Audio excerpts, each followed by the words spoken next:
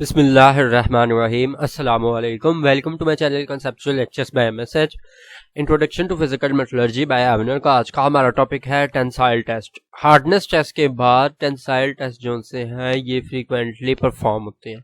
तो hardness test के बाद हम टेंसाइल टेस्ट को स्टडी करेंगे। टेंसाइल टेस्ट को स्टडी करने से पहले हमें पता होना चाहिए कि स्ट्रेस और स्ट्रेन क्या होती है, तो इसको स्टडी कर लेते हैं। बेसिकली जब भी हम किसी भी बॉडी के ऊपर एक डिफॉर्मिंग फोर्स अप्लाई करते हैं, जब भी किसी बॉडी के ऊपर हम डिफॉर्मिंग फोर्स अप्लाई करते हैं, डिफॉर्मिंग फोर्स वो फोर्स होती है जो कि उसकी शेप, लेंथ या वॉल्यूम चेंज करने के लिए होती है, जो कि जिसको हम जब अप्लाई करते हैं तो उसकी वॉल्यूम, लेंथ या शेप चेंज हो जाती है। तो जब हम किसी भी बॉडी के ऊपर डिफॉर्मिंग फोर्स अप्लाई करते हैं तो वो deforming force as a act करती है स्ट्रेस के तौर पे।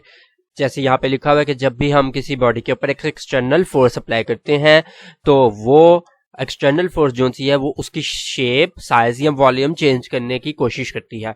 तो बॉडी जो इस एक्सटर्नल फोर्स के ऑपोजिट रेजिस्ट करेगी, इसको हम कहते हैं स्ट्रेस। ये जो बॉडी के इंटरनल रेजिस्टेंस है कि वो अपनी शेप और साइज चेंज नहीं करना चाहती, तो इसको हम क्या कहते हैं, स्ट्रेस। और जो चेंजिंग होती है इस नतीजे में स्ट्रेस की वजह से या एक्सटर्नल फोर्स की वजह से, इनको हम कह देते हैं डिफॉर्मेशन या स्ट्रेन्स। अब जो टोटल स्ट्रेस है ये टोटल इंटरनल रेजिस्टेंस होती है जो एक बॉडी के किसी सेक्शन पे लग रही होती है। अब यहाँ पे हम जो चीज मेजर करते हैं वो क्या करते हैं, वो हम करते हैं कि स्ट्रेस लग कितना रहा है, इंटेंसिटी ऑफ स्ट्रेस हम मेजर करते हैं या यूनिट स्ट्रेस मेजर करते हैं। उसकी क्या डेफिनेशन है कि स्ट्रेस एक यूनिट एरिया पे कितना लग रहा है, स्ट्रेस पर यूनिट एरिया। जो यूनिट स्ट्रेस है इसको हम बेसिकली पाउंड्स पर स्क्वायर इंच में डिनोट करते हैं। यूनिट स्ट्रेस को हम पाउंड्स पर स्क्वायर इंच में डिनोट करते हैं, मतलब ये इसका यूनिट है।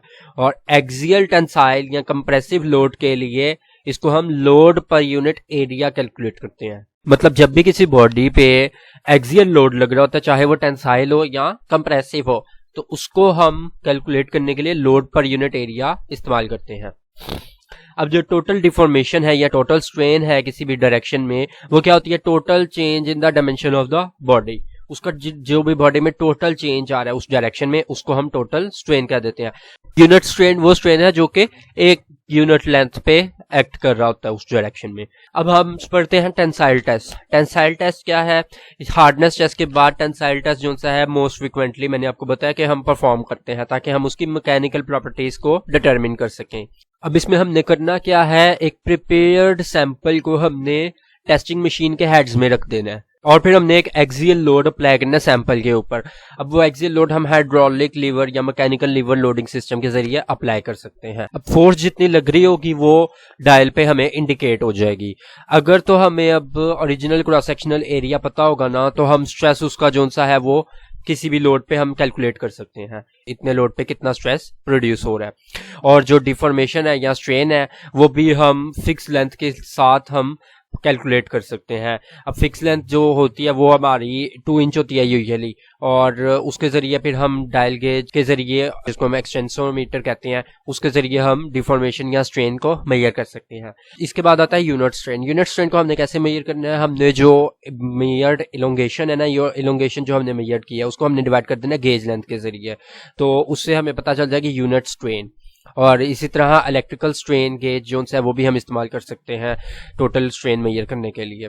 अब ये जो सा है ये ग्राफ है स्ट्रेस, यूनिट स्ट्रेस और यूनिट स्ट्रेन का डक्टाइल मटेरियल्स के लिए। इसमें हम देख सकते हैं कि 2 रेंजेस हैं, एक इलास्टिक रेंज है और एक प्लास्टिक रेंज है।